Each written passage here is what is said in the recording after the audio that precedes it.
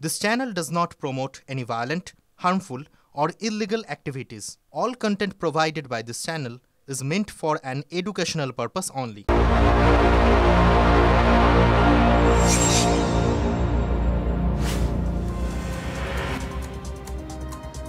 নমস্কার, টিভি9 বাংলা আপনাদের আরো একবার স্বাগত জানাই। আমি শুভজিৎ রয়েছি আপনাদের সঙ্গে।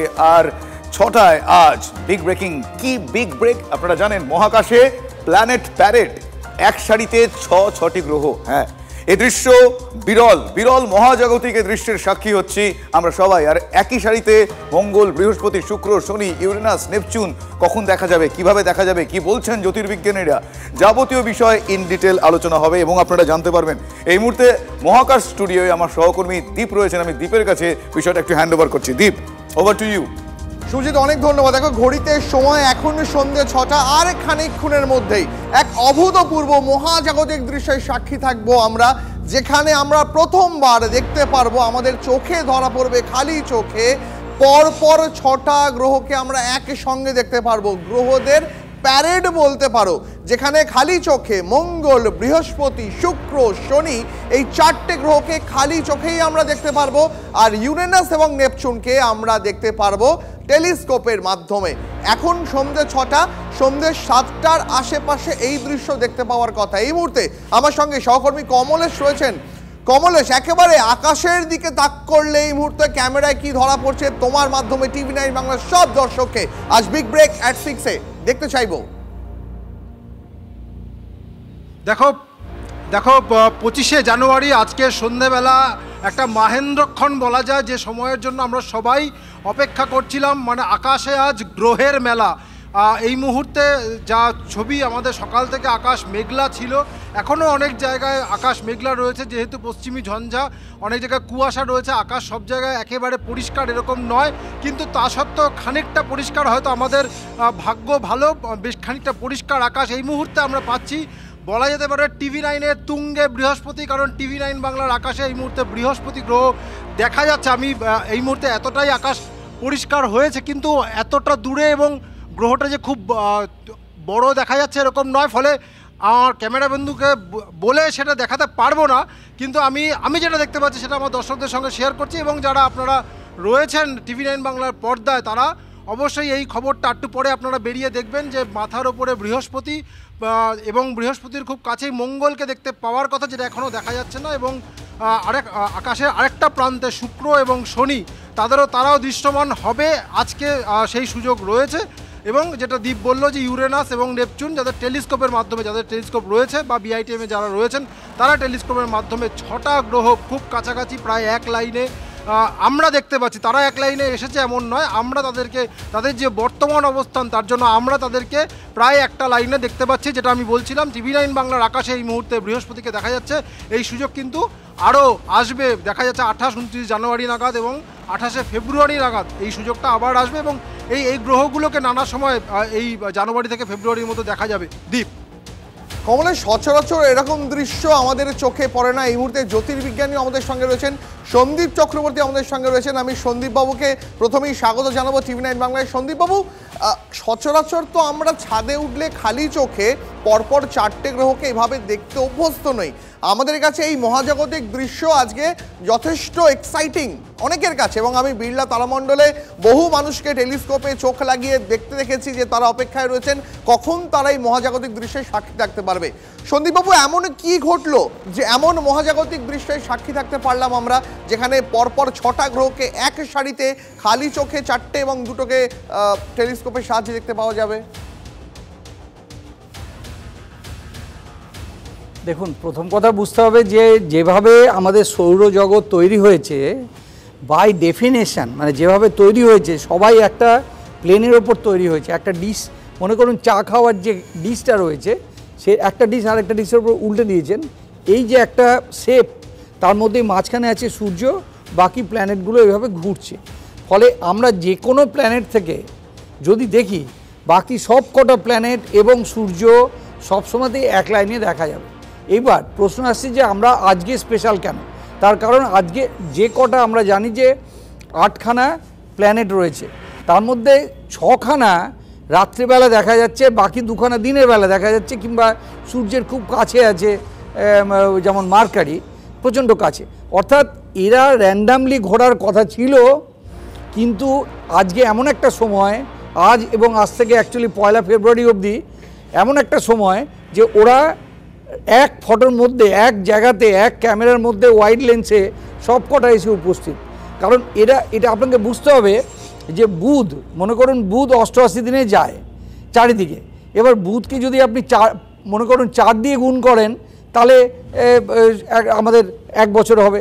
তেমনি মঙ্গল আবার 2 বছর পর পর ঘোরে, আমাদের 1 বছরে পৃথিবী ঘুরছে, মঙ্গল 2 বছরে ঘুরছে, 225 দিনে ঘুরছে। মনে করুন শুক্র, তাকে যদি আপনি 8 দিয়ে গুণ করে 5 দিয়ে ভাগ করেন, আবার সে দেখবেন আমাদের বছরের একটা ইন্টিগ্রেশন হবে। এমনি আকাশের দিকে তাকিয়ে এই ধরনের দৃশ্য সবসময় প্রত্যক্ষ করি না, তাই এমন ঘটনা যখন ঘটে আমরা যথেষ্ট এক্সাইটেড থাকি।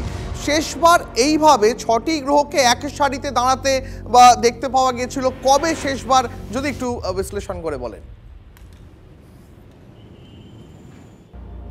না দেখুন, সব সময়তে অ্যাকচুয়ালি এটা আসে যায়, মানে এটা এমন বহুবার দেখা যায়, এটা সেই সেন্সে রেয়ার না, কিন্তু কখনো হয়তো ম্যাক্সিমাম সময়তে দিনের বেলা দেখা যায়, কখনো দিনের বেলা 3টে, রাত্রেবেলা 5টা, এইরকম হতে আছে। তা নাহলে দেখছেন একটা মাস ধরে আছে, একটা মাস ধরে থাকবে, অ্যাকচুয়ালি 1.5 মাস ধরে থাকবে। আপনারা জানেন যে কুম্ভ মেলা যতদিন ধরে চলছে, 15ই জানুয়ারি থেকে এরকম ফেব্রুয়ারি মাসে 25, এই টাইমের বিশেষত্বটা হচ্ছে যে জুপিটার 12 বছর পর পর ঘুরে আসছে, আমরা 1 বছর পর পর ঘুরে আসছি, অর্থাৎ প্রত্যেক 12 বছর পর পর জুপিটারকে আমরা এখানে এই ঠিক মাথার উপরে বৃষ রাশিতে দেখতে পাবো। তেমনি আবার 84 বছর পর পর ঘুরে আসছে আরেকটা গ্রহ, 7 × 84, তার মানে 84 বছর পর পর সেই প্ল্যানেটটাকেও দেখতে পাবো একই জায়গায়। তার মানে একটা কথা বলাই যায় যে আজকে একটা বিরল মহাজাগতিক দৃশ্যের সাক্ষী থাকবো আমরা। আপাতত আপনাকে অনেক ধন্যবাদ শুভজিৎ, ওভার টু ইউ। একেবারেই গগনে গ্রহের ছক্কা আমরা দেখছিলাম, কিন্তু এ রাজ্যে গগনে গুলির ছড়রাও রয়েছে। এবার সেটা দেখাবো একটার পর একটা ঘটনা। এবার গগনে গুলি, আপনারা জানেন মালদার মানিকচকে ভলিবল টুর্নামেন্ট, সেখানে সেই টুর্নামেন্ট সূচনায় গুলি চলেছে। যারা গুলি চালিয়েছিলেন তাদের নামে বন্দুকের লাইসেন্স নেই, আর এই তথ্যের ভিত্তিতে নতুন করে তদন্ত শুরু করেছে পুলিশ। যারা লাইসেন্স না থাকা সত্ত্বেও গুলি চালিয়েছিলেন তাদের জিজ্ঞাসাবাদ করছে পুলিশ। পাশাপাশি যাদের নামে লাইসেন্স রয়েছে তাদেরকেও নোটিশ পাঠিয়েছে পুলিশ, এমনটা জানিয়েছেন মালদা পুলিশ সুপার প্রদীপ কুমার যাদব। জেলা শাসকের দপ্তরের সঙ্গে যোগাযোগ করে লাইসেন্স খতিয়ে দেখা হচ্ছে। যে ইনসিডেন্ট হয়েছে তারপরে পুলিশ ইনফরমেশন পেয়েছে, তারপরে আমরা ওখানে গিয়ে দেখেছি তো যে আর্মস আছে ওটা সব লাইসেন্সড আর্মস আছে। আমরা এখনও চেক করছি কার কাছে মতলব লাইসেন্স কার নামে আছে আর কে ইউজ করেছে ওটা কনফার্ম করে। আর তারপরে আমরা একটা কেস করেছি সেকশন 30 আর্মস অ্যাক্ট, আর পরে আমরা এখনও ইনভেস্টিগেশন চলছে, কি আমরা ইনভেস্টিগেশন জন্য সবাইকে ডাকছি কি পেপার আছে, কি ডকুমেন্ট আছে আর কার নামে আছে, ওরা যদি রিনিউয়াল জন্য অ্যাপ্লাই করেছে অথবা নেই ওটা সব আমরা দেখছি। কিন্তু আমরা সিজ করে নিয়েছি সব ওয়েপন, আর যদি এরকম পাবো তো আমরা লাইসেন্স ক্যান্সেলেশন আর যে সিজার আছে ওটা থাকবে, আর যদি লাইসেন্স বাইরে থাকে তো অ্যাকর্ডিংলি আর্মস অ্যাক্টের সেকশনস আপগ্রেড হয়ে যায়। বেশ, তদন্ত তো চলছে, আমরা শুনলাম তারা কি বলছেন, কিন্তু আমার সহকর্মী সুব্রত সেই মুহূর্তে আমার সঙ্গে রয়েছে। আমার কিছু প্রশ্ন রয়েছে, আমি সুব্রতর কাছে নিয়ে যাবো। সুব্রতোষ, এই যে লাইসেন্স আছে লাইসেন্স নেই, যাদের লাইসেন্স নেই তারাও সাইলেন্স ভাঙতে দ্বিধা করছেন না, দুমদাম গুলি চালিয়ে দিচ্ছেন। এখনো পর্যন্ত আছে কি নেই পরের কথা, এই ঘটনা যারা ঘটালেন তাদের বিরুদ্ধে ব্যবস্থা গ্রহণ কি নজরে আসছে? দেখো, তুমি বলছো ব্যবস্থা গ্রহণের কথা, আমি বলি যে যখন বড় বড় বন্দুক নিয়ে সেই মানুষগুলো সে মাঠে, স্কুলের মাঠে ঢুকলো তখনও পুলিশ ছিল। একেবারেই তাই। যখন তাদের সেই সমস্ত বাহুবলীরা যখন গুলি চালালো এবং ধীরে সুস্থে, তখনও পুলিশ ছিল। ঠিক। তো তার 48 ঘন্টা পেরিয়ে যাওয়ার পর এখন পুলিশের মনে হচ্ছে যারা গুলি চালিয়েছিল তাদের নাকি সেই বন্দুকটাই নয়, বন্দুকটা অন্য কারো এবং লাইসেন্স অন্য কারো নামে। অথচ তারা বন্দুক নিয়ে ঢুকলেন, তারা গুলি চালালেন এবং সেটা পুলিশের সামনেই। অন্যান্য নেতারা তো যারা ছিলেনই বা পদাধিকারী যারা ছিলেন তারা তো ছিলেনই, কিন্তু পুলিশ তো ছিল। পুলিশ কেন তখন বাধা দিল না? যখন কোনো খেলার মাঠে কেউ বন্দুক নিয়ে ঢুকছে তার সেটা লাইসেন্স আছে? উত্তর মিলেছে প্রশ্নের, সেটা এই প্রশ্নের উত্তর মিলেছে। পুলিশ কেন তখন বাধা দিল না, এই প্রশ্নের উত্তর মিলেছে। না, সেই প্রশ্নের উত্তর সেরকমভাবে কিছু নেই। পুলিশ শুধু জানাচ্ছে তারা তদন্ত করছে, এবং যখন আমরা এই প্রশ্নটা করি তখন পুলিশ সুপার জানান যে এই ভিত্তিতে আমরা নতুন করে তদন্ত করছি এবং সেই সমস্ত যারা গুলি চালিয়েছে তাদের জিজ্ঞাসাবাদ করছি এবং জেলা শাসকের দপ্তরের সঙ্গে যোগাযোগ করে সেই লাইসেন্স খতিয়ে দেখা হচ্ছে। বেশ, শুভদোষ, ধন্যবাদ জানাই আপাতত তোমাকে। আমরা জানি না একেই বলে কিনা কাঁধে বন্দুক রাখা, তার কারণ যেভাবে বন্দুকের থেকে গুলি চললো, যেভাবে তারা বন্দুক নিয়ে ঢুকলেন, পুলিশ দেখতে পেল না, এই প্রশ্ন আমরা তুলেছি। কিন্তু তদন্ত চলছে, নতুন করে তদন্ত চলছে, লাইসেন্স আছে লাইসেন্স নেই, নানা বিষয়ে বন্দুকের ঘটনায় কাঁধে বন্দুক রাখার পালা চলছে। কিন্তু আমাদের প্রশ্ন থামবে না যতক্ষণ না উত্তর মিলছে।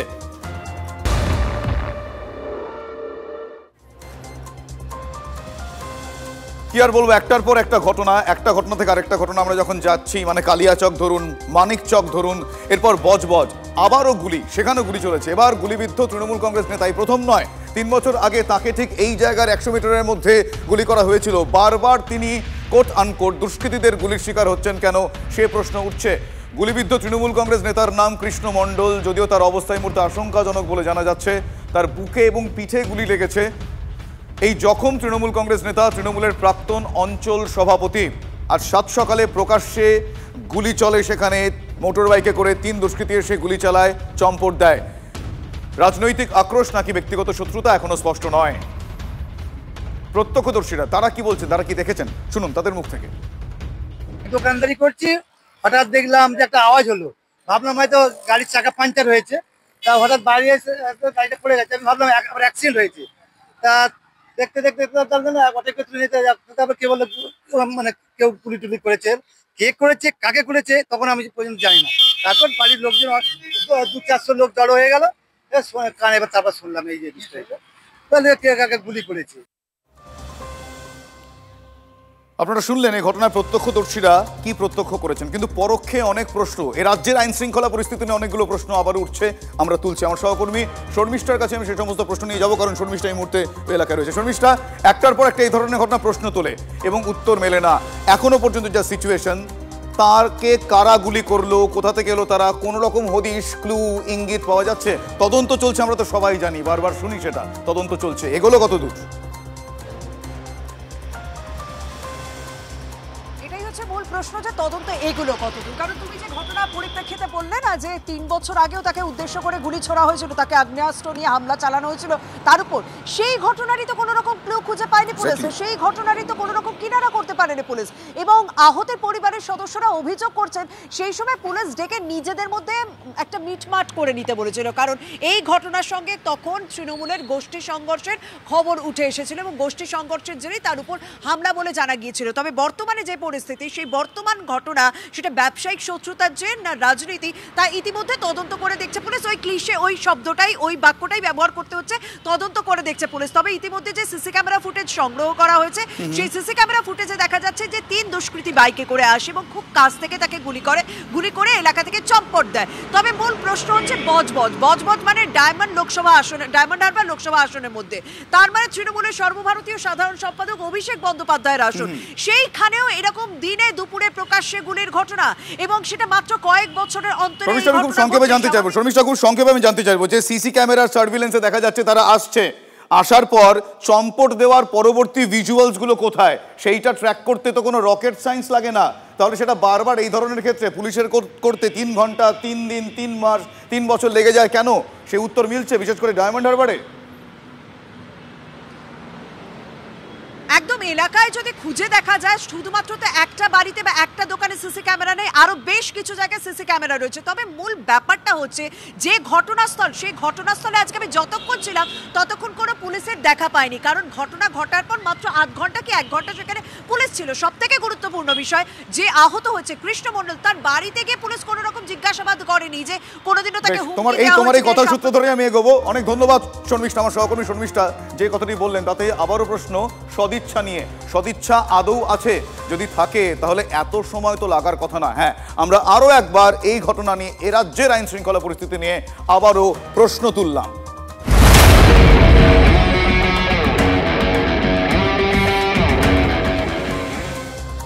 উদ্বেগ শুধু জায়গায় নেই, উদ্বেগ সীমান্তেও রয়েছে, ভারত বাংলাদেশ বর্ডারে। সেই সীমান্তে আরও একটা বাংকারের সন্ধান পাওয়া গিয়েছে, আবারও নদিয়ার কৃষ্ণনগর সেক্টরের টুঙ্গি বর্ডার। সেখানে দুদিনে 1.5 কিলোমিটারের মধ্যে একটি দুটি নয় 4টি বাংকারের হদিশ পেয়েছে বিএসএফ। ওপর থেকে দেখে আপনাদের মনে হবে একটা সাদামাটা ঘর, টিন দিয়ে ঘেরা। সেই ঘরের ভেতরে ঢুকতেই বুঝতে পারবেন সেই মেঝের নিচে রয়েছে বাংকার। প্রশ্ন, কারা এই বাংকার বানিয়েছিল, কেন বানিয়েছিল? এইসব বাংকার দিয়ে কি অনুপ্রবেশের ঘটনা ঘটতো? সাধারণতন্ত্র দিবসের আগে সীমান্তে এই বাংকার ঘিরে উদ্বেগ খুব স্বাভাবিকভাবেই অনেকাংশে বেড়ে গিয়েছে। সেই ছবি আপনাদের দেখাচ্ছি আরও একবার। কৃষ্ণনগরের টুঙ্গি সেক্টরে পরপর 4টি বাংকারের আলাদা আলাদা ছবি দেখুন। সীমান্তে বাংকার, 4টি আলাদা আলাদা ভিজুয়ালস। বিএসএফ এর ডিআইজি এই বিষয়ে কি বলছেন একবার শোনাবো আপনাদের। अभी निश्चित तौर पे हम लोग नहीं बता सकते, ये इस जांच का विषय है। हम लोग प्रयास कर रहे हैं कि कब बना, किसने बनाया, कैसे बनाया। हाँ, जहाँ तक सीजर और इस डिस्कवरी का सवाल है तो निश्चित रूप से ये हम एक अच्छी उपलब्धि के रूप में देखते हैं। 62,200 फैंसी ड्रिल जो हम लोगों ने पकड़ा है, सीज किया है, ये एक अच्छी कामयाबी है। ये बिल्कुल सीमा रेखा या तारबंदी है उसके आसपास का इलाका नहीं है। ये तकरीबन 1.5-2 किलोमीटर दूर है वहाँ से और घनी आबादी के बीच में है। नई चीज़ ध्यान में प्रकाश में आई है, निश्चित रूप से हम इसका संज्ञान लेंगे और अपनी कार्यप्रणाली को और जो रोकथाम के हमारे प्रयास लगातार जारी रहते हैं उसमें हम इस बात का संज्ञान लेंगे। সীমান্তে বাংকারের ছবি দেখাচ্ছিলাম আপনাদের, কিন্তু সীমান্তে যে উস্কানি বাংলাদেশের, সে উস্কানি অব্যাহত। মালদার সুখদেবপুর সীমান্তে নতুন করে উত্তেজনা। ওপারে চাঁপাইনবাবগঞ্জের জমায়েত থেকে বাংলাদেশিদের ক্রমাগত উস্কানি। অস্ত্র নিয়ে বাংলাদেশি দুষ্কৃতীদের উস্কানির ভিডিও ভাইরাল হয়ে গিয়েছে।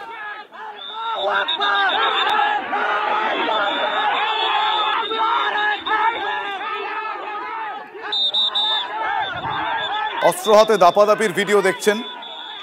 এই ভিডিও ভাইরাল হয়েছে বলে জানা যায়। একটার পর একটা এই ঘটনার সীমান্তে বাংলাদেশিদের এই যে উস্কানি, সেই উস্কানির ছবি কিন্তু থেমে নেই। একটার পর একটা উস্কানির ছবি দেখতে পাওয়া যাচ্ছে। বিজিবি আর বিএসএফ এর মধ্যে তর্কাতর্কির ছবিও দেখা যাচ্ছে সেখানে। বিজিবিও এই উস্কানিতে পিছিয়ে নেই। আপনারা আগেই দেখেছেন সেই নানাবিধ ছবি, নতুন করে আর বর্ণনার অপেক্ষা রাখে না। আবারও মালদার সুখদেবপুরে নতুন করে উত্তেজনার পরিস্থিতি, যে ভিডিও ভাইরাল হয়েছে।